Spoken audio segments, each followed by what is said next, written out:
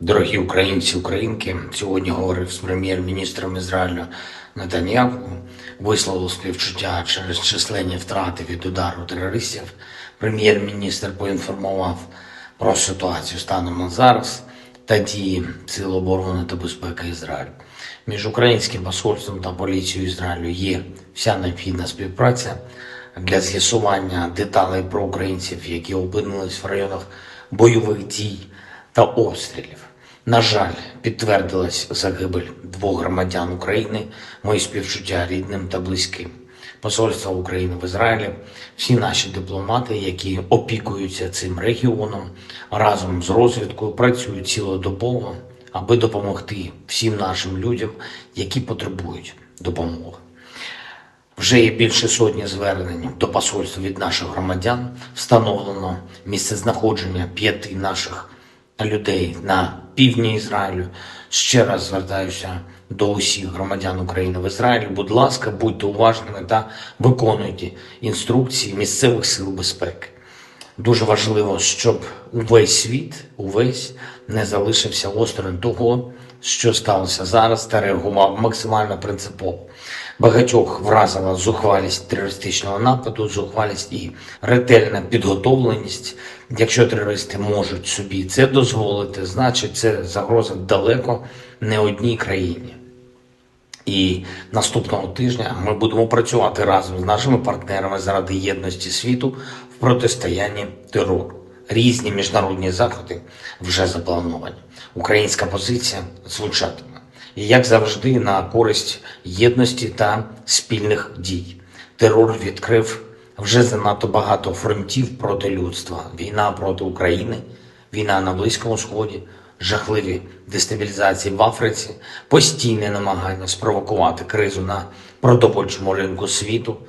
Бути сильним в таких умовах – це протистояти терору.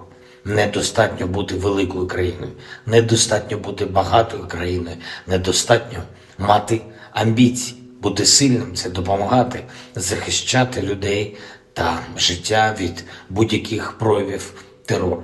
І саме це допомагати.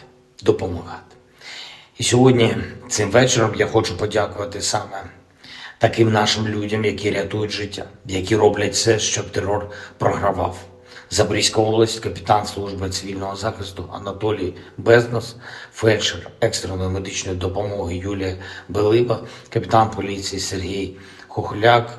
Дякую вам. Херсонщина, майор служби цивільного захисту Володимир Серган, сержант служби цивільного захисту Микола Сілін, майор поліції Олександр Скорняк, фельдшер екстренки Віталій Рудаков. Дякую вам. Харківська область. Майстер-сержант служби цивільного захисту Сергій Осика, головний майстер-сержант служби цивільного захисту Олександр Назарко, фельдшер Яна Фесенка.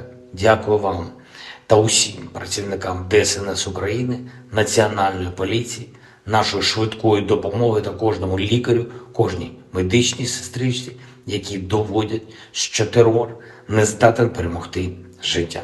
І, звичайно, наші незламні воїни Куп'янський, Лиманський, Бахмутський, Авдіївський та Мар'їнський напрямки. 58-ма окрема мотопіхотна бригада, 79-та окрема десантно-штурмова бригада, 44-та окрема артилерійська бригада. Просто молодці воїни. Я дякую за стійкість та знищення окупанта, а також бригади, які мають успіхи у наших наступальних діях. Наша 80-ка, ДШВ, 24-та окрема механізована бригада та 93-я окрема механізована бригада Холодний Яр. Дякую. Слава усім, хто бореться і працює заради нашої держави. Слава нашому міцному народу України. І дякую усім, хто допомагає долати терор. Слава Україні!